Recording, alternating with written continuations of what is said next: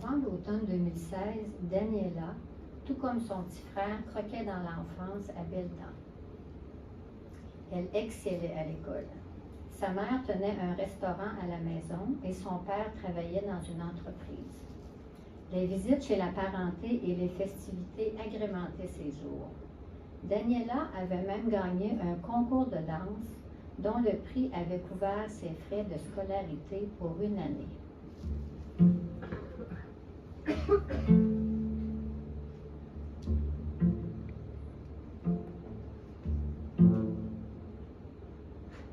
C'est un appel téléphonique qui a déchiré son existence et celle des siens. Au bout du fil, un homme, à la voix caverneuse, menaçait la famille d'extorsion. Il possédait les coordonnées de la fratrie. Dès cet instant, la peur a pris racine dans la tête de Daniela et malgré l'aide réclamée aux policiers, la jeune fille et son entourage demeuraient la cible des malfrats. Le monstre a continué de les harceler, ajoutant à son vocabulaire des mots qui glacent le sang, violer et tuer. Dirigés par l'angoisse, les parents de Daniela ont modifié leur numéro de téléphone et ont inscrit leur fille dans une autre école. Sa classe représentait l'unique endroit où elle se sentait en sécurité. Pendant 10 mois, une organisation qui offre du soutien en cas de violation des droits de la personne a aidé la famille de Daniela. Puis, un jour d'éclipse, son père a reçu un message de cette association. Venez nous rencontrer, c'est urgent. 2 choix se présentaient, fuir ou mourir. La famille disposait de 72 heures pour tout quitter.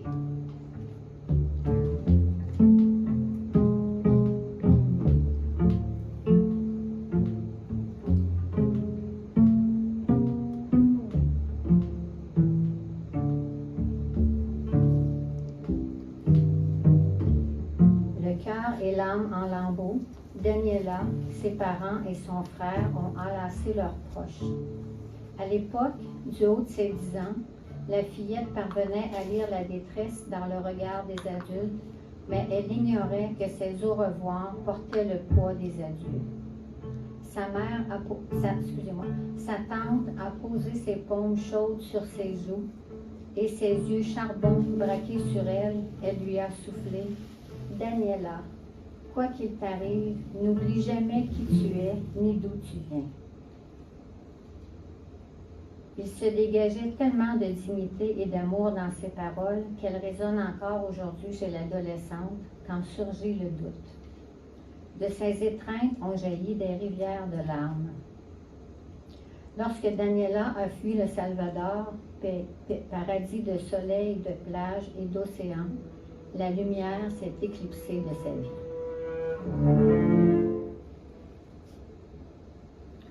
On a ensuite isolé le quatuor dans une famille de réfugiés avec une autre famille, dans une maison de réfugiés avec une autre famille. Des alliés dans l'épreuve réunis dans le même cocon. Plus tard, Daniela et ses proches ont quitté le Salvador, séjourné au Costa Rica, pour finalement toucher le sol de Québec le 15 novembre 2017.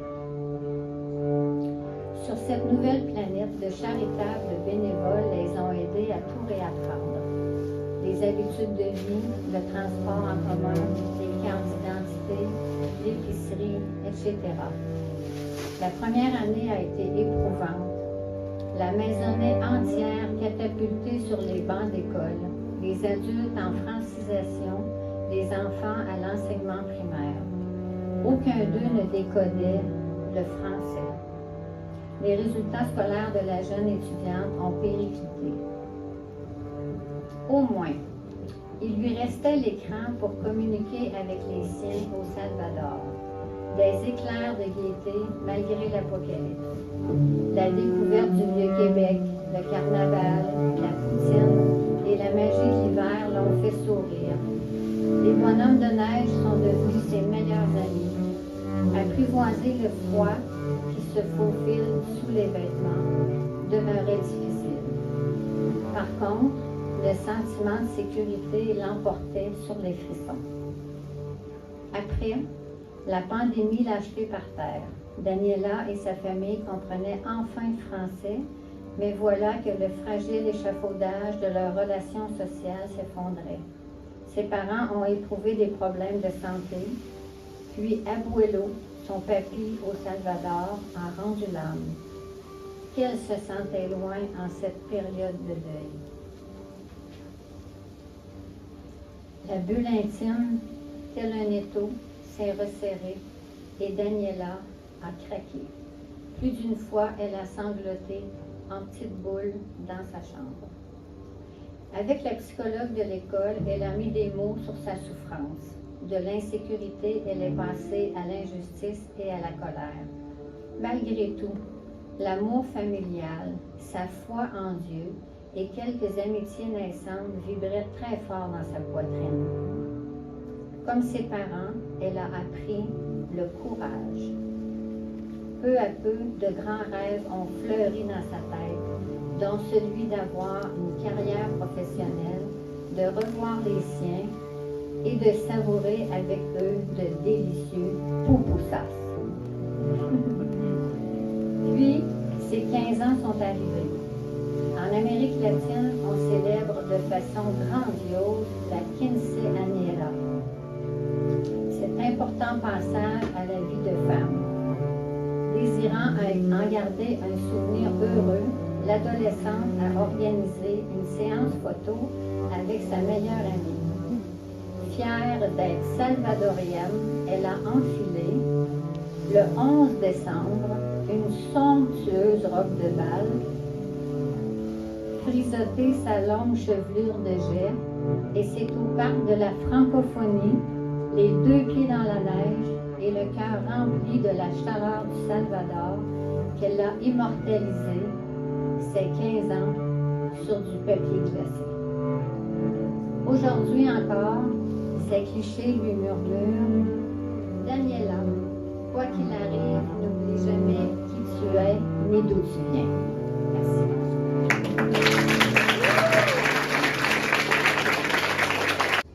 Allô, Daniela. Allô. Est-ce que ça marche? Oui. Oui. Est-ce que ça va bien? Oui. Oui. Est-ce que c'était correct mon texte? Wow, c'est très impressionnant. Ouais, vraiment, vous créez un bel texte. Je suis très remerciée avec vous parce que c'était bon. Ça m'a touché beaucoup le cœur. C'était bon. Merci. Moi, ça m'a touché le cœur de l'écrire aussi. Ça m'a touché de te rencontrer. Oui, merci. Belle rencontre dans ma vie, Daniela. Merci. Alors, comment as-tu trouvé l'expérience de d'abord me rencontrer pour me raconter ton histoire, ensuite de voir tout ça sur scène avec les artistes? Comment tu as vécu ça?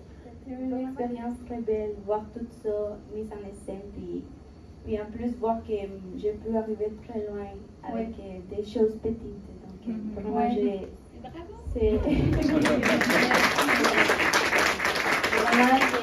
j'ai beaucoup aimé cette expérience. Tu n'as pas trouvé que c'était trop dur le texte, là, trop rappelé des volets sur l'autre? Non, c'était tellement spécifié, puis c'était vraiment les choses que je voulais dire, vous l'avez vraiment dit. Donc, oui, d'accord.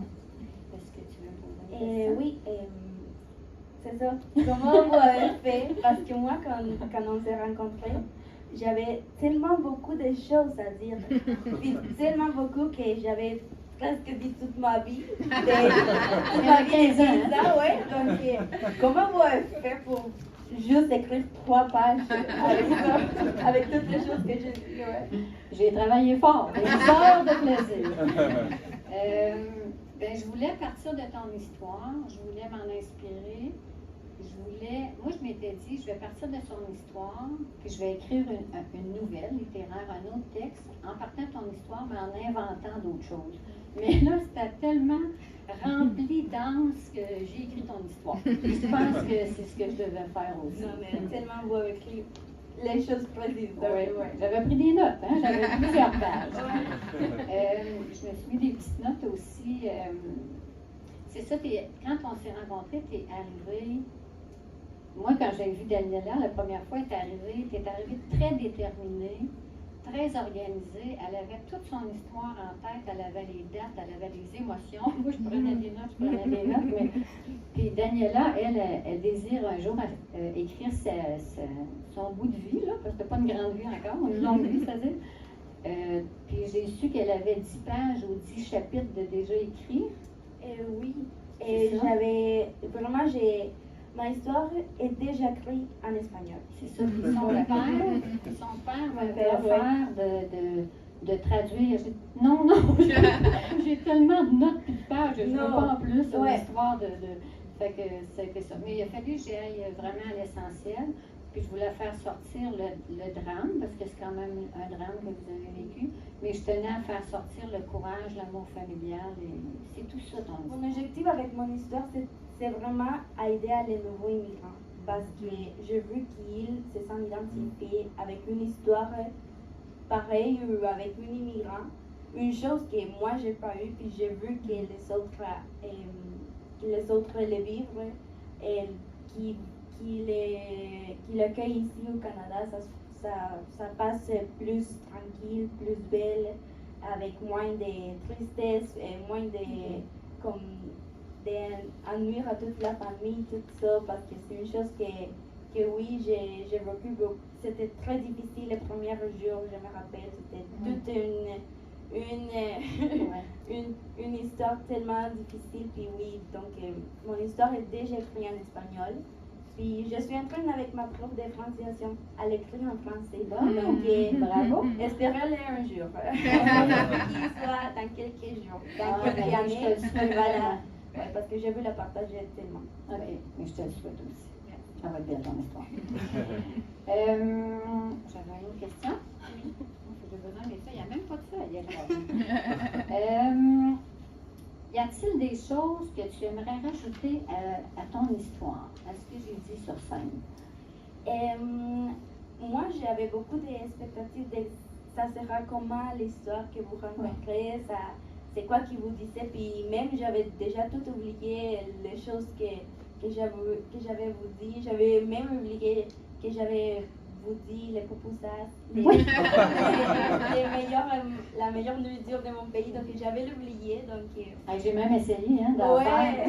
Mais je vais aller en manger chez vous parce que c'était pas très bon. Aucun rapport dans la discussion. Là, non, mais oui, j'avais oublié beaucoup de choses que j'avais vous dit. Mais je te dis, tu m'en avais dit vraiment beaucoup. Oui, vraiment beaucoup, oui. Mais oui, pour ajouter, je pense que, ouais, c'est plus ça. C'est plus ajouter la part des immigrants. Ouais. Parce que vous l'avez dit comme un drame et tout ça. C'est tellement correct, mais moi, j'ai vu tellement comme me dire plus avec les immigrants qui est aider les immigrants, oui, aider les immigrants, parce que pour moi, je suis une immigrante, donc je sais qu'ici, toutes les Québécoises, puis les immigrants, ils sont tous mélangés. Mais moi, je veux vraiment m'identifier avec les immigrants. Puis, pour ajouter aussi la faim, parce que j'avais vous parlé dans un moment dans lequel j'avais pas vraiment dit la faim, mais si je peux dire une faim dans ce moment, c'est que ce pays m'a vraiment aidé à trouver où je suis et qui je suis. Parce que avec toute mon histoire, avec tout ça, si moi j'avais pas vécu tout ça, là je ne sais pas c'est qui je serais. Puis là je ne sais pas c'est quoi que je ferai dans mon futur. Puis maintenant je sais mes rêves, je sais c'est quoi que je veux être, je sais c'est quoi qui peut m'arriver. Avec tout mon effort, je sais maintenant c'est quoi que je peux arriver. Si avec ça, j'avais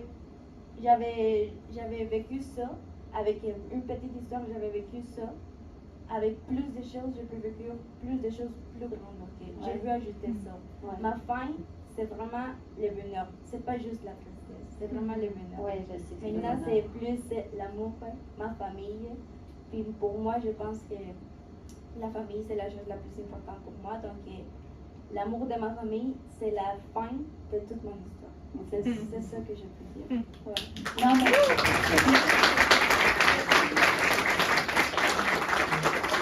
Daniela, elle a une maturité impressionnante. Je pense que vous pouvez l'entendre, puis moi, ça m'avait touché la première fois. Donc, de 10 ans à 15 ans, elle a fait du chemin. Elle est rendue, t'es mature pour tes 15 ans. Non, mais ouais, ça peut être Ouais. C'est quoi qui l'a plus touché de mon histoire? C'est le déracinement que vous avez subi, puis le goût de garder tes racines malgré le déracinement. Tu es une Salvadorienne, tu es fière de l'être. C'est pour ça, n'oublie jamais qui tu es, ni d'où tu viens. Une question, comment vous avez fait pour mettre mon histoire en texte littéraire? Ah oui, il y en a pas ces questions faciles. J'ai écrit, je voulais faire une nouvelle littéraire au début, j'ai changé d'idée, j'ai vraiment écrit un récit parce que je voulais vraiment rester collée à ton histoire.